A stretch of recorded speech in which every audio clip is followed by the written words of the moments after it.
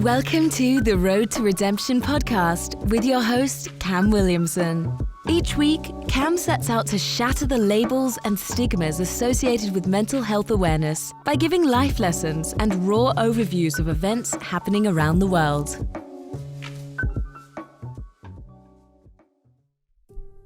What is up, guys? Welcome back to this episode of the Road to Redemption podcast. I am, as always, your grateful host, Cam Williamson. Great to be back with you. Look, I said we were going to talk about some breaking topics on this show, and we will. When there's weeks like the weeks that are going on now, where it's just celebrity deaths, drama, gossip, I could not care less. This is a mental health show, mental health based show, so I want to keep it about mental health. I have been having a great period with my mental health. I have been sleeping better. I have been eating better. I have been getting out almost daily in nature, and on the days that I don't get out daily in nature, I try to do some serious stretching and stuff like that, so that way I don't get hurt when I do go out. A lot of you know, if you're following along with the videos, my new passion has been hiking.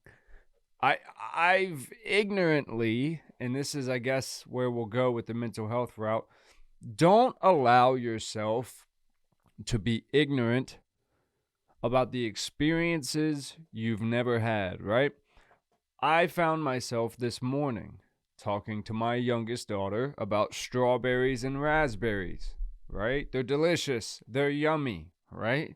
She begs me all the time for candy that tastes like what? Raspberry, strawberry, cherry, whatever. And I'm trying to explain to her, baby girl, these are nature's candy. This is why candy looks the way it does, is because it's based off these colors and tastes and stuff like that. And she's not getting it. It's not what she wants. It's not her way. It's not what she's used to. She's 3. So you get frustrated as an adult with perspective, and you're trying to explain high fructose corn syrup to a 3-year-old, and you're trying to explain all these things, and you're like, I can't have you starve. You know, there's this primal anger that comes up in you as a parent, like, you can't freaking starve, so come on, eat something, you know, right? And you try to raise them in the best way, but she's never had the experience. Well, she has, but to her, this experience of eating raspberries and strawberries is not what she's used to, of waffles or, toast or whatever she has in the morning, whatever her thing is. And those of you that know 3-year-olds, they can be quite stubborn, especially when it comes to their food choices. And again, it's all because they're not willing to have an experience. As an adult, we get very set in our ways. I was very set in my ways about nature and about being outdoors. I don't know when it was. I really don't know when it was that I started to say, I don't do the outdoors, because that's not necessarily true.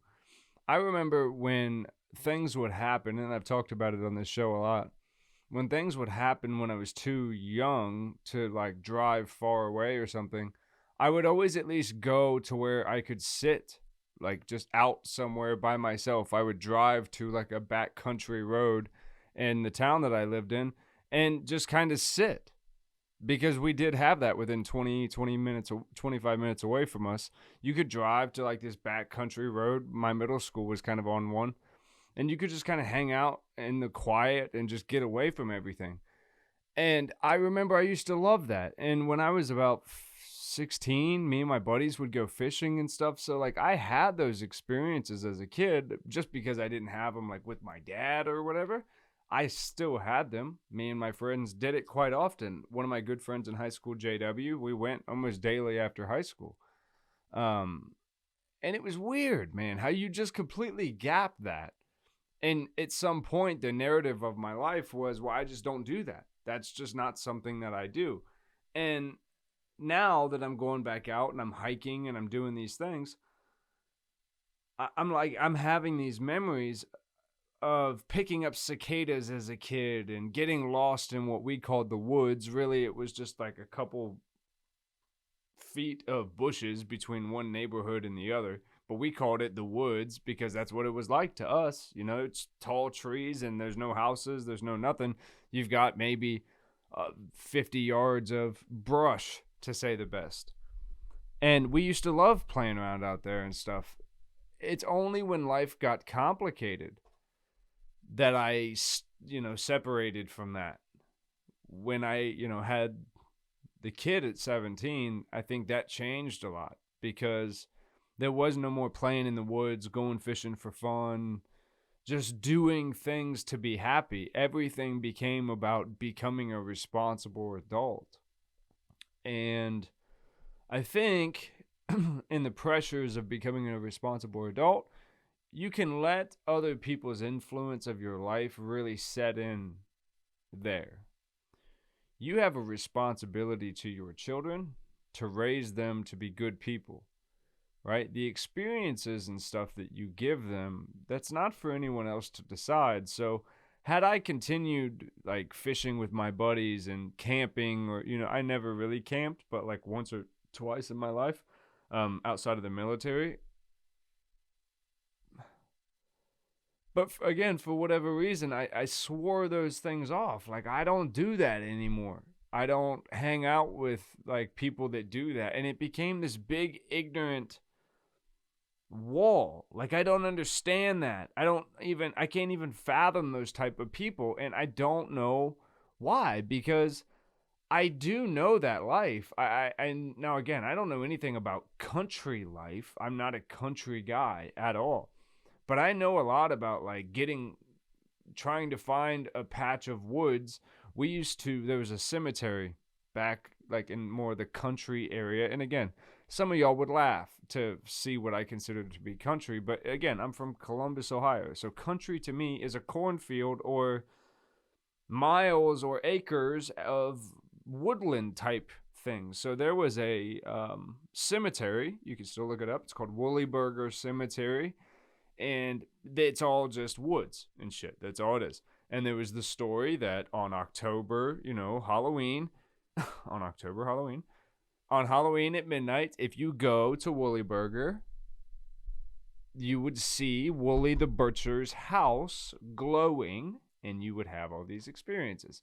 Well, before most of us have the balls to go out there at night, you go out there in the day and you play around and you see it's not really that big of a deal. It's a little intense because when you get to the top of the cemetery, then it's nothing but brush for maybe 100 yards. And then there's a big field, which the field itself has tons of stories about it. The KKK have had rituals up there. People have like sacrificed animals up there. Crazy shit has happened up there. Now again, there's a lot of like supernatural stories about that place that who knows, folklore happens around towns. And again, it's you go up there and you explore through the woods and you hear sounds and you whatever. That was so much fun. Like, we had so much fun going on these hikes. I can't even put into words the amount of fulfillment that it gives me to go on a hike. For those of you that watch or only listen to the show, I hope you guys will watch on YouTube. I'm putting up air quotes when I say it's only hiking, because I, again, would have said something like that 6 months to a year ago, just out of being like, oh, walking is hard, sweating, I don't want to go outside. Because, again, that would have been totally something I rationalized to myself in a bad headspace of like, oh, that's probably too fun to go out and get sweaty and bugs and it's like, hey man, you can keep making excuses, but life is out there.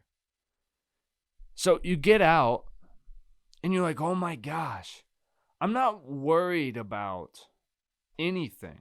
Like, no matter how much something is stressing me, no matter how much something seems to be like on my mind that I can't figure out in my head, you go on these hikes and like it starts for me usually the night prior, where I look up what trail I'm going to go on and I do take some notes. I have like a field notebook that I keep in my bag of like how long the route is, certain pinpoints that I want to pay attention to mentally so I can kind of pay attention to make sure I'm doing what I'm supposed to be doing on the route, and just again to familiarize myself. And then I'll go back afterwards and I'll go, this is actually how it went. Oh, I got a little confused here. I've gotten lost both times that I went to like moderate. Again, I'm putting up air quotes. I downloaded All Trails is a great app if you guys want to get into trail running or hiking. It's a great app that they know all the walking trails, hiking trail stuff, and you can navigate through it, so it makes it good. They're not 100% perfect, but again, that's good. You're looking for adventure. You don't want to go out there with technology and just be listening to music or podcasts and just be following the navigation and looking at it the whole time. That's not the point. I turn it on, I pay attention to what the trail is, and I'm, filming what I'm seeing to give you guys the experience on the videos. And then I'm really just trying to chill. And you forget, when you're in the woods, that's my personal favorite, like alpine type situations, foresty, woodland type stuff. I like that.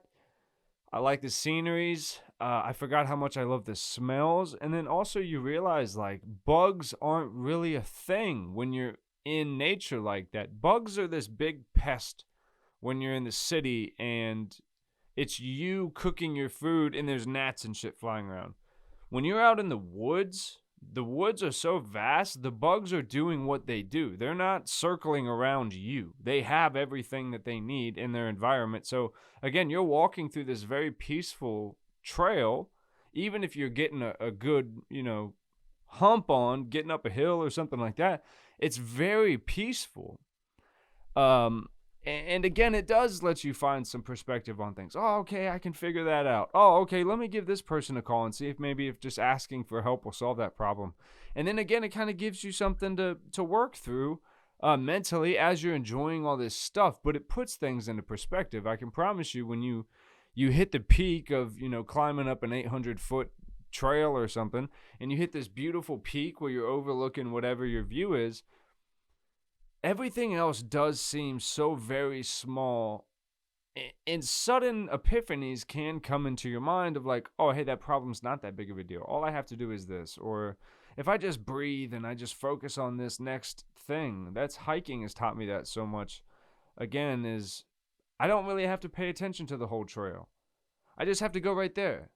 And then I'll see what's around that corner, and then I'll go up that hill, and then I'll go around the next thing, and I'll come around here. And if I need to look at it, if I really get concerned, if my anxiety starts, which happened the other day in Nashville, I hit this peak on this hill. It was my first time going out for a real moderate trail and for an adventure, and I was kind of hesitant. It was real busy. The first 0.1 mile of the trail was lots of people. It wasn't a real trail. It was more of a walkway. And then when it got to be a real trail, you start going up the hills. I didn't really know where I was going. Things started to get a little ridgy. You didn't have quite the footing. I got nervous. But again, that was good. It showed me that I wasn't just going to turn around and say, fuck this. I'm not really about doing all this.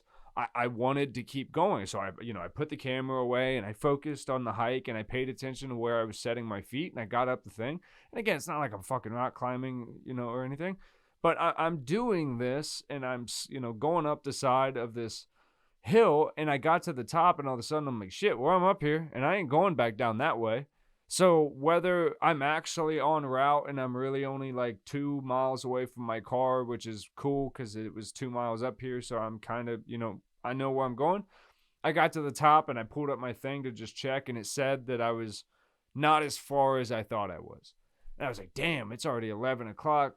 Filming is taking more time than I thought. And I started to get anxiety that I wasn't going to get off the hill now in time that I thought, because I had already surpassed that. And I was like, damn, I don't know anything about this. What if I get stuck up here? So I just started walking. And it was like, dude, don't worry about all that. What are you going to do? Lay down and just fucking not figure it out? It's like, just start walking. You're going to figure this out. And you go and you figure it out. And you got down, you get down 10, 15 minutes. You're done. And you got a good sweat. There was adventure in it. You had to problem solve. You had to fucking be creative. All by taking a free walk. It didn't cost any money. It did nothing. You just go for a walk in the hills. You got solid. Dude, my legs are getting the best workout they've ever gotten. And I'm starting to think about new goals, harder trails. I'm starting to look at some of this like distance hiking stuff. Very popular like national forest type things that people do, 25, 50 mile hikes, stuff like that. might be something I'm into. I'm already doing 5 to 7 mile trails, easy. That might just be from my experience in the military, but it's easy. And now I'm learning about it's gonna get a little easier to go longer distances if I stop carrying this huge heavy ass military backpack that I've carried for years. And I got like a lighter weight backpack. I'm going to be able to, like, it's got a hydration system on it. It's got different things where before these things are costing me a lot of time and energy on the sides of these hills trying to create content because that's what I'm out there for. I love that aspect of it. But to be in nature and do that, it's just fucking cool to have a new hobby of a resurgence of myself. Again, I get back out there and I look at trees and I see cicadas and I grab them off and I look at them and I have these flashes from when I was a kid of picking cicadas with my buddies and shit and being like, what the fuck, man? Not being afraid of them. I was a 28-year-old man fucking terrified of a cicada 2 years ago because I had just gotten so removed from nature. I just couldn't. Nature really is, it's humbling. It's so humbling, but it'll give you the confidence to really take on anything. It's so uncertain when you go out there. You don't know what wildlife you could encounter. Sure, somebody took that trail yesterday, but a storm comes through. Like, while I was walking yesterday, I was on a trail. I got kind of lost again in the first 0.1 miles. Seems to not be the best for me. I got lost and couldn't find the trailhead. So it's this Confederate battlefield cemetery. I don't really care about all that. I was there for the trail.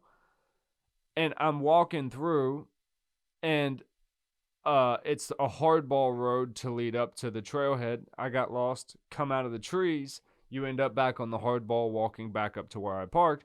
A big-ass tree had fallen on the hardball just while I was up in the mountains. And you're like, yo, that drastically changed this whole experience. Like, people can't drive in, they can't drive out, they have to move this tree out of the way now. And it's like, yep, that's nature. That same shit can happen up in the mountains where you hear shit. You hear it sounds like a giant is bouldering behind you, and all of a sudden you look back and a fucking tree, huge tree, probably been there for hundreds of years, is coming crashing down. And there's something weird. I'll play a video because I actually just had to cut a tree down in my backyard that's been stressing me out for fucking years. I brought it down. There's something to the sound of a big tree coming down. It's almost like the roar of the ocean. It's powerful. It's like hearing a grizzly bear roar. It's a force where if I was under that, I would be in real trouble.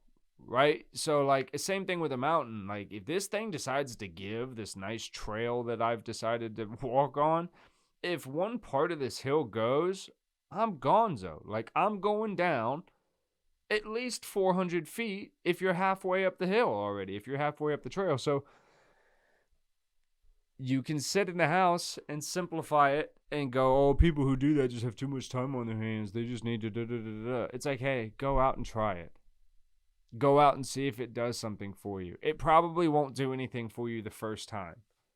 But just in the 6-ish months, probably a little more now, that I dedicated to walking every morning out at the Greenway, is a nature trail that we have here. It's not a hiking trail at all. It's just a walkway. It's a hardball the whole way. There's no dirt. There's no terrain changes. It's just hills at most. That got boring. I was like, I don't want to be on a trail anymore. I found myself wanting to hit the dirt, and there's signs everywhere. Don't go out on this. Don't go here. And you're like, oh, fuck. Okay. So then it's like, okay, well, I got to find somewhere to go then. I live in Tennessee. There's got to be trails, and you start looking it up, and then you go, and you're like, okay, well, jeans and a t-shirt ain't going to cut it out here. You got to like get some shit that's going to protect you from bugs, that's going to keep the sweat off of you, because you have to remember in any of these situations, if something goes wrong or if something happens and you can't find your way, you're going to have to survive this way for a while. So you don't bring food on easy trails or stuff like that. You can bring little snacks or whatever. But as I get closer to this 10-mile, 15-mile trails that I'm starting to look at, it's like, yeah, man, if I got lost 7 miles out and I'm on foot, that's not a 7-mile drive. That's a long fucking time that I'm going to have to figure out a situation because, yes, I love to do this and I love to make content in doing this, but I still have a family. And I just talked about this on Instagram the other day. It's like I'm not free soloing like Alex Honnold because I have a wife and a daughter and people that count on me. So I'm not so